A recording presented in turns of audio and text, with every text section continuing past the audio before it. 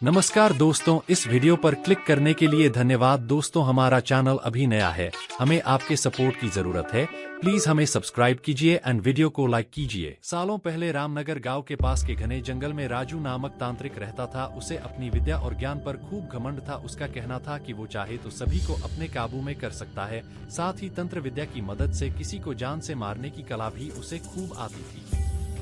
उसी दौरान रामनगर गांव के युवा एक एक करके गायब हो रहे थे। कुछ समय बाद ग्रामीणों को समझ आया कि सभी जवान लोगों को तांत्रिक अपनी विद्या से काबू करके खत्म कर रहा है। इस बात से परेशान होकर सभी ग्रामीणों ने चर्चा की और यह फैसला लिया कि वो सब मिलकर तांत्रिक को मार देंगे।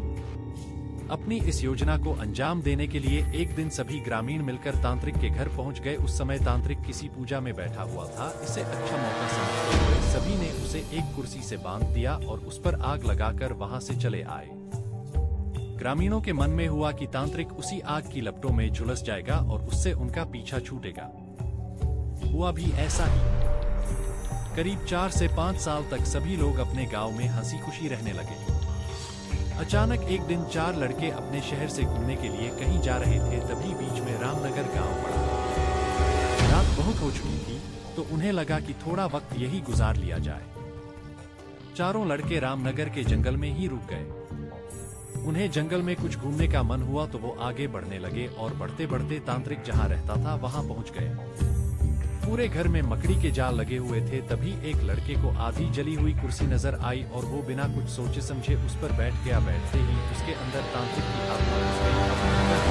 मिलाकर कहने लगा कि अब मैं सबसे बदला लूंगा, पूरे गांव में आग लगाकर सबको जला दूंगा।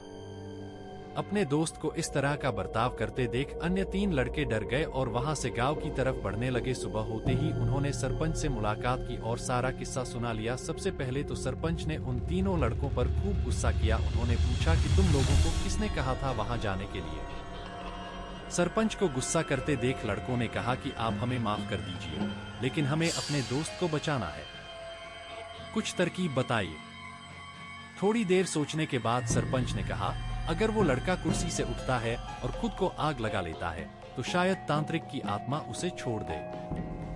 सरपंच ने ये बात कही ही थी कि जिस लड़के पर तांत्रिक का भूत घुसा था वो कुर्सी के साथ उड़ता हुआ गांव पहुंच गया। अपने दोस्त को इस हालत में देख उन तीनों लड़कों ने सबसे पहले जाकर उन लोगों से मुलाकात की जिन्होंने तांत्रिक की कुर्सी पर आग लगाई थी। उनसे बात करके सभी लड़के उन्हें अपने दोस्त के पास लेकर चले गए। जैसे ही उनके दोस्त के अंदर बैठे तांत्रिक ने कुर्सी पर आग लगाने वालों को अपने सामने देखा, उसे बहुत गुस्सा आया। गुस्से में तांत्रिक कुर्सी से उठा और उन लोगों पर हमला करने लगा।